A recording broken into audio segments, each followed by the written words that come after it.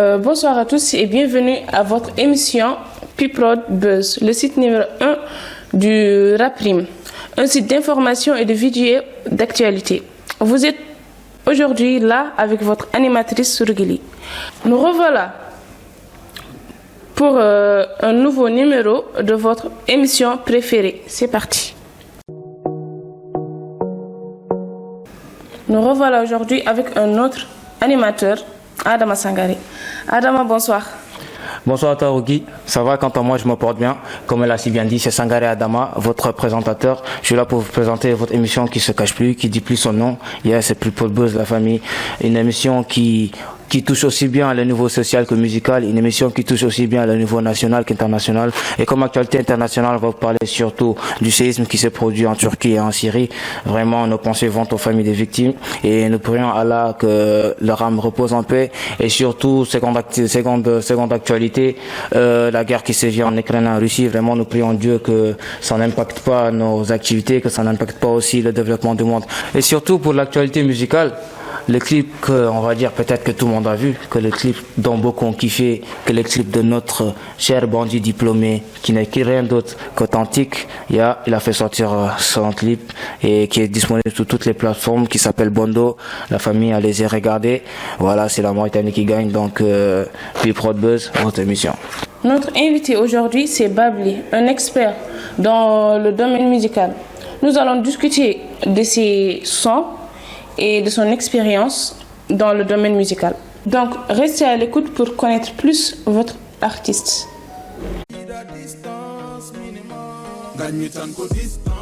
Notre invité aujourd'hui, Babli, un artiste rappeur mauritanien, à la plume majoritairement instructive qui s'est investi dans la musique, au début des années 2003.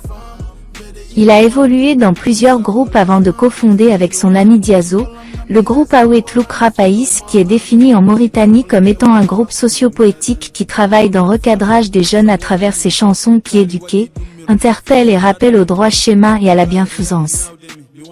L'artiste est aussi un professeur de langue anglaise de formation.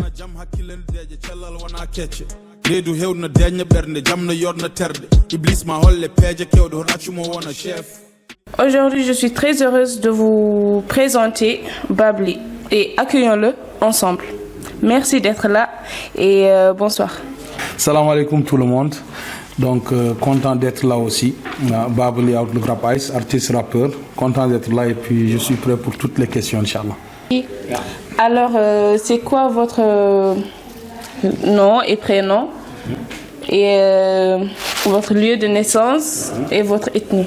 Moi, mon nom propre, comme on dit, c'est Boubacar Zakaria Ly. Donc, je m'appelle Boubacar Zakaria Ly. C'est mon nom officiel, c'est mon nom d'état civil. C'est mon nom que m'ont donné mes parents, ok, mon père et ma mère, ok. Je m'appelle Boubacar Zakaria Ly. Mais au quartier, on m'appelle Babli. À l'école, on m'appelle Babli. Dans le game, j'ai voulu, conserver ce nom-là parce que c'est un nom qui me plaît beaucoup et je pense que c'est une fierté pour moi de porter le nom que m'ont donné mes parents, dans la musique. Donc c'est pour cela que j'ai pas changé de nom. Artistiquement, je m'appelle Babli. Mon lieu de naissance, je suis né à 6e. 6e. Donc, vous connaissez Pharmacie du Peuple, École Bouchra, juste à côté. Mais j'ai grandi, à 5e. Donc, nous savons tous que 5e et 6e, c'est deux quartiers qui sont vraiment limitrophes. C'est deux quartiers frères. Donc, moi, je dis que je suis 5e, 6e, 6e, 5e. Donc, je suis en 5e, 6e. Je suis un Nouakchotois, je suis un Mauritanien, je suis un Africain et je suis fier d'être ce que je suis. Je suis Peul aussi, de souche, je suis Peul, ok? Alors, moi, je suis dans le domaine musical. On m'a posé cette question-là plusieurs fois. Ok, ça commence à faire des années. On est en Mauritanie, c'est pour cela qu'on ne voit pas certaines réussites matérielles, certaines réussites physiques, c'est pour cela. Mais si je retrace vraiment la date, ça va me donner l'année les années l'an 2003, l'an 2004, ok? Donc,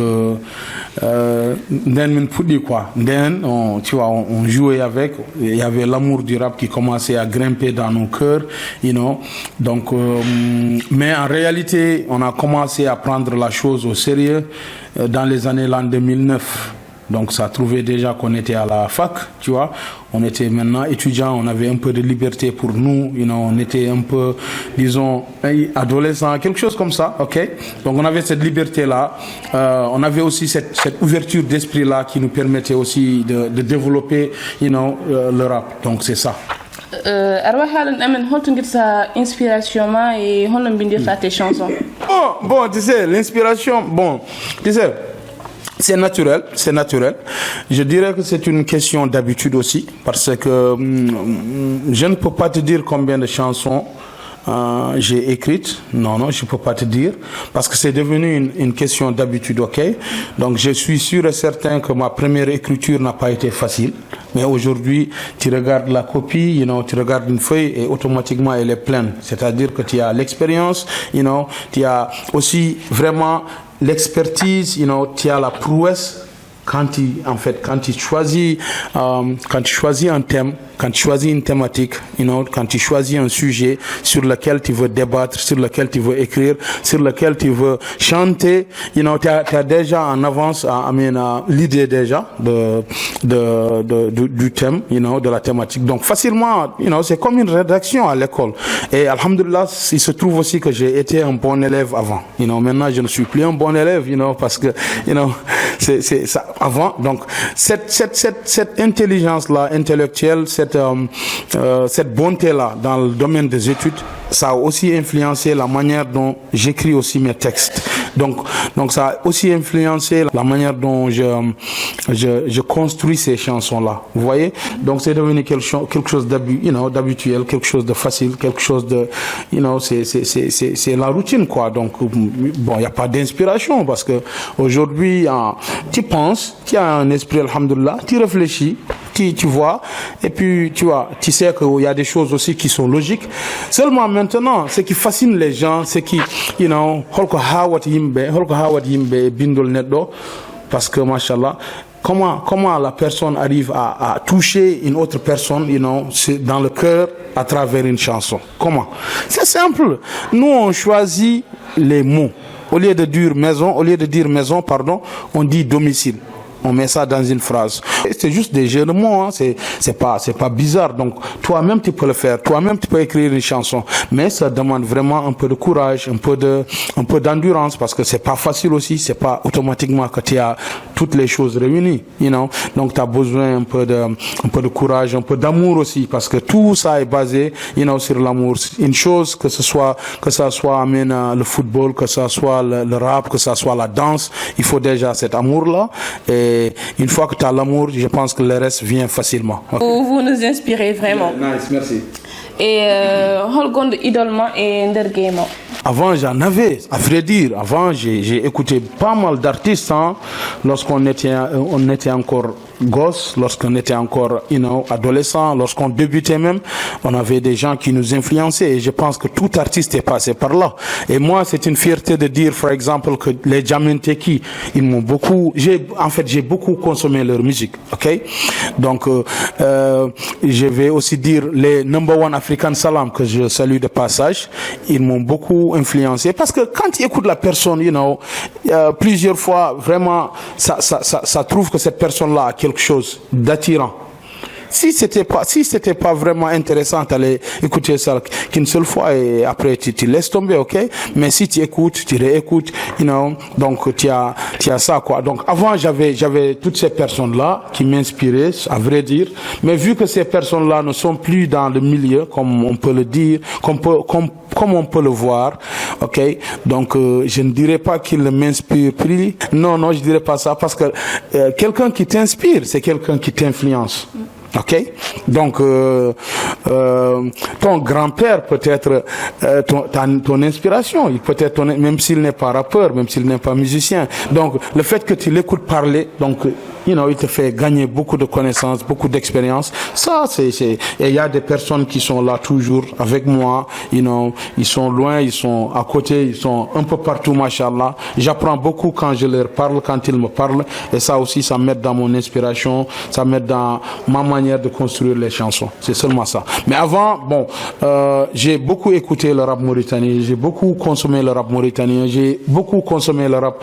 Je consomme toujours le rap mauritanien, que ça soit ancien ou nouveau. J'écoute bien, j'écoute Baba Mal, j'aime Oumar Penn, j'aime Viviane. Je pensais lorsque j'étais enfant, ça mon numéro reste de Viviane. Ça c'est un rêve de gosse, c'est une blague, ok? Donc tous ces chanteurs-là, que tu sois rappeur, que tu sois musicien, balachman, s'il y a l'amour, il t'influence d'une manière ou d'une autre. Donc toutes ces personnes-là m'ont aidé à grimper et d'arriver là où je suis aujourd'hui. Ok. Les Américains aussi m'ont beaucoup influencé. Les Français, je les ai écoutés, ils m'ont beaucoup influencé. Les Mauritaniens particulièrement, ils m'inspirent chaque jour. Les Mauritaniens. Donc de passage, je salue tous mes confrères, rappeurs, artistes mauritaniens. Okay. Merci vraiment de partager ça avec nous. Nice. Et Arwah Haaland amen hol récompense ou le trophée qu'elle carrièrement. Alhamdulillah, ben instant et nous en Pulaar on dit que kala ko neddo hebi étoile. OK, c'est ce que nous disons en Pulaar. Donc la récompense, ce que je peux dire, elle n'est pas vraiment physique, si j'ose dire, bien sûr. Elle est trop abstraite. La reconnaissance, c'est ce respect-là que les gens te montrent déjà. C'est quelque chose de grand. Hein? Je pense que j'ai beaucoup gagné à travers toutes ces années-là dans le rap. J'ai gagné un nom, alhamdulillah. J'ai gagné du respect et j'ai gagné beaucoup d'expérience, beaucoup de connaissances. Beaucoup de voyages, beaucoup de milieux où je n'imaginais pas aller un jour. Je suis allé là-bas bizarrement. J'ai fait pas mal de lieux. Hein. Quand je dis lieux, c'est entre ville, village, beaucoup de lieux. Et aussi, ben instant, ça m'a permis aussi de connaître beaucoup de monde. Ça a eu beaucoup d'ouverture, ok, beaucoup d'ouverture, beaucoup de contacts, Donc tu as un carnet d'adresses qui est vraiment costaud aussi. Donc, et je pense que ça c'est vraiment important parce que la réussite ne doit pas seulement être matérielle. En fait, elle ne doit pas toujours être matérielle. Elle doit aussi être vraiment morale, sociale, des choses comme ça. Et je pense que j'ai cet atout-là, alhamdulillah. Mais réussite en tant que telle, en tant que physique. Elle n'est pas encore là, ok? J'aimerais que vous fassiez des doigts pour nous. Et Haaland amen ko woni projet di magaroji di. Non, Haïdar Kalenton. Ok, allons-y. Bon, ici je pense que tu n'as pas précisé, donc je vais donner mes autres projets qui ne sont pas dans la musique. Ok? Non, c'est une blague. Donc, l'idée c'est quoi? L'idée c'est que nous travaillons actuellement sur un album qui est fini. Je dirais pas qui est presque fini, non, il est fini. Mais seulement nous sommes dans une période où le Ramadan, a gagné beaucoup plus de promotion que nous. Donc, on arrête, ok? On arrête tout de suite, ok? Parce que le Ramadan approche. Donc, nous étions en train de travailler sur notre premier album. Ok. Donc avant ça, on a fait pas mal de projets avec dans des collaborations. En fait, ce que je veux dire, c'est ça. Et récemment, nous avions fait un projet extended play. Ça s'appelle EP, nous on appelle ça EP Extended Play. Donc c'est ce qui nous a influencé même, c'est ce qui nous a poussé même à construire un album. Alhamdulillah, c'est fait, on a fait l'album. Donc le projet quand même le plus costaud sur lequel nous avons travaillé ou bien sur lequel nous travaillons toujours ou bien que nous avons récemment fini, c'est l'album. Nous attendons la sortie et ça c'est dans un délai Inch'Allah qui sera bientôt donné, Inch'Allah, après le Ramadan, sûrement. Ok? Donc, c'est seulement ça. Sinon, j'ai des projets de la vie, hein? Pourquoi pas? Donc, c'est ça, j'aimerais construire une mosquée, j'aimerais construire une maison pour ma mère, j'aimerais faire, donc, je pense que tout le monde a ce genre d'objectifs-là, ok? Donc, c'est ça. Ender musiquement, Anne, quelle chanson ma préférée? Arwah Waran amène à capelle si ça dérange pas. Ma chanson préférée s'appelle Jettoyam. You know, la chanson, elle est dans l'album, ok? C'est une chanson où je chante ma fille, mon aîné qui s'appelle Khadjetou, à Tokarnen, tu vois, Khadjetou, donc que je salue, c'est un bébé, et je pense que tout Paxi et vieux qui m'ont amené ici tout à l'heure l'ont vu, ok? C'est une fille magnifique que j'aime beaucoup, machallah, et puis je pense que c'est un grand cadeau de Dieu, donc je suis content que Dieu m'ait donné à mine ce cadeau-là qui est ma fille, machallah. Elle s'appelle Khadjetou Boubacar Li, elle porte mon nom, you know, c'est une grande fierté, you know, et la chanson s'appelle Khadi Jetou. Jetou Yamyo. Vous allez voir ça dans l'album. C'est une chanson magnifique, you know. Donc c'est ça ma meilleure chanson. Ok, ça peut être naze pour certains, mais pour moi quand même c'est la meilleure. Mais l'album, you know, l'album contient d'autres chansons. Actuellement, un producteur ou un producteur? Ici quand même en Mauritanie, ce qu'on a longtemps vu depuis nos débuts jusqu'à présent, c'est de l'autoproduction. C'est-à-dire, c'est la personne même qui fait tout pour soi-même. Ok, pour elle-même. Ok. Donc, alhamdoulilah, à travers les années, on a vu quand même pas mal d'évolution. Les choses quand même, you know, elles commencent à changer petit à petit, petit à petit, petit à petit. Et vous, par exemple, on a P-Production. Avant, il n'y avait pas ça. Avant, il n'y avait pas des structures comme ça qui donnent l'opportunité aux artistes aussi de s'exprimer, you know, qui met aussi la lumière sur certains artistes. On n'avait pas ça. Donc, ça veut dire que les choses grimpent petit à petit. OK? Maintenant, nous, comme vous êtes une structure, nous aussi, on a une structure. Et cette structure-là, elle est présidée par un ami à moi, un frère à moi que je respecte beaucoup, que j'aime beaucoup aussi, qui s'appelle Alidja, plus connu sous le nom de DJ Laos. DJ Laos, ça fait maintenant 11 ans, aujourd'hui précisément, ça fait 11 ans qu'on travaille ensemble, depuis 2012 jusqu'à aujourd'hui, ça fait 11 ans. Donc 11 ans d'expérience, 11 ans de connaissances, 11 ans d'amitié. Donc si, you know, 11 ans, ce n'est plus amical, c'est devenu familial en fait. Donc je travaille avec ce monsieur-là et je l'ai trouvé fondé quand même sa structure à lui. Et je suis venu quand même prêter main forte. Je suis venu aussi habiter avec lui, travailler avec lui dans ce projet-là. Et aujourd'hui, je suis membre, je ne dirais pas fondateur, je suis quand même un membre clé dans cette structure-là qui est l'Ampro. Et l'Ampro, c'est une maison de production. C'est là-bas où nous faisons tous nos projets. Mon album, il sort là-bas même, tu vois. Donc, mon album est produit par l'Ampro. Et pas mal de projets sont sortis ici en Mauritanie.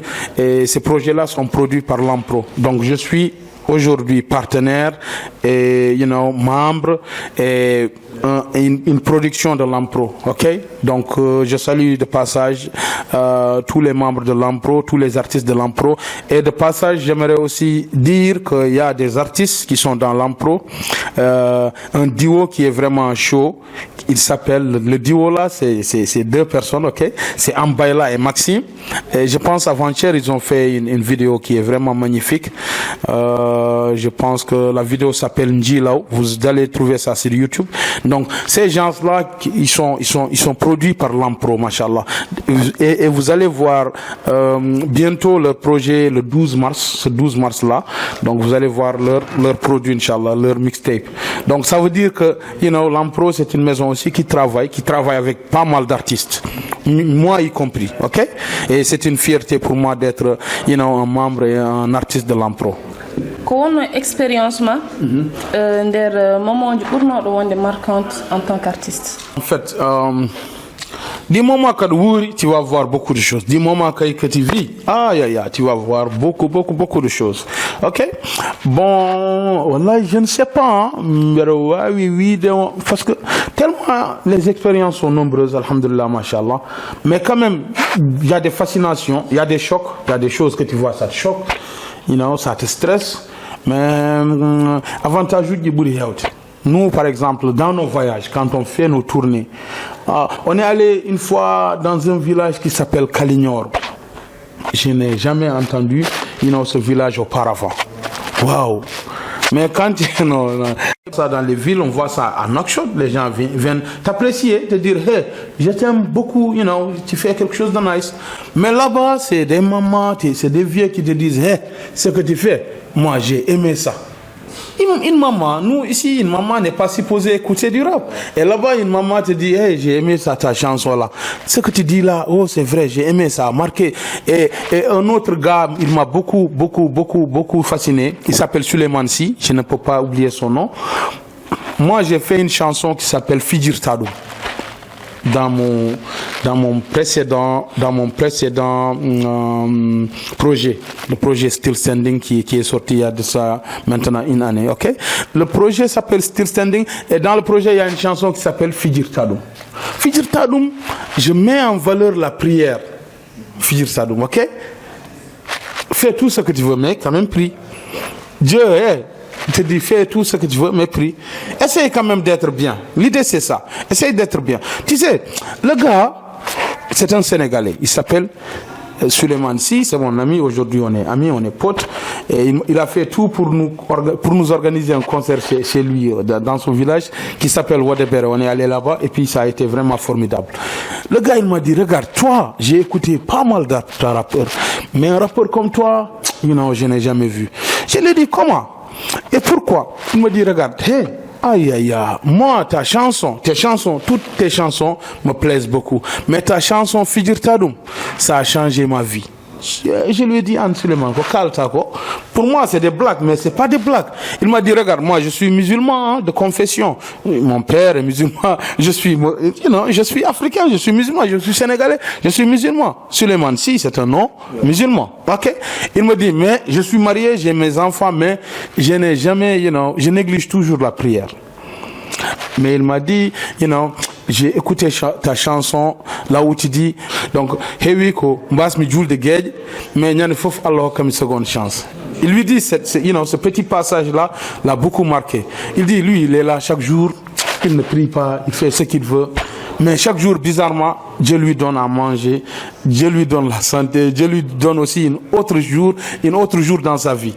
Donc il lui dit non, il me dit ça, c'est vraiment frappant, ça a touché mon cœur. Et lorsqu'il m'a dit ça, vraiment, ça m'a trop touché. Et j'ai su que nous faisons quelque chose de bien. Au minimum quand même, il y a quand même une personne qui a essayé de changer, ou bien une personne qui a changé sa vie, ou bien ces deux paroles-là, ces deux mots-là ont changé la vie d'un homme. Avant, il ne priait pas, mais maintenant, quand même, il essaye, ou bien, il a changé sa vie, ok? Et je pense que ça, c'est vraiment quelque chose de fort, quelque chose qui donne de la force à l'artiste même quand il entend ça. Ça te donne du courage, ça te motive, en fait. Donc ça, c'est aussi l'un des moments où vraiment j'ai gagné beaucoup de force, ok? Et maintenant, il y a des déceptions. Je me rappelle bien, en 2013, on a eu un concert. J'avais un ami que j'ai invité, il s'appelle Djibi Diaw, que je salue de passage. Djibi Diaw, plus connu sous le nom de Djibi Eminem. Je l'ai invité à mon concert. Il est venu, il a eu un problème. C'est pas un bagarreur, il n'a pas de problème. Il est venu, on l'a poignardé ici au cou. Ça m'a choqué, Et cette nuit-là, j'ai dit, moi, je vais arrêter ce rap-là parce qu'il y a beaucoup de violence. Toi, tu essaies de faire et les autres, ils essaient de gâter les choses. Donc, ça m'a vraiment dégradé. Et puis, j'avais décidé en ce moment-là d'arrêter le rap, ok? Mais, tu vois, il y a toujours cette force-là qui revient en toi, qui te dit, hey, il y a de la place pour toi. Ce game-là, c'est fait pour toi. Tu as de la place. Il y a ton entourage aussi qui te dit, hey, c'est comme ça la vie, il faut pas se décourager. Souvent on dit ça, never give up, on dit n'abandonne jamais. Donc il y a tout ça aussi qui forge la personne, qui donne beaucoup de motivation à la personne, qui lui pousse à continuer son chemin, des choses comme ça.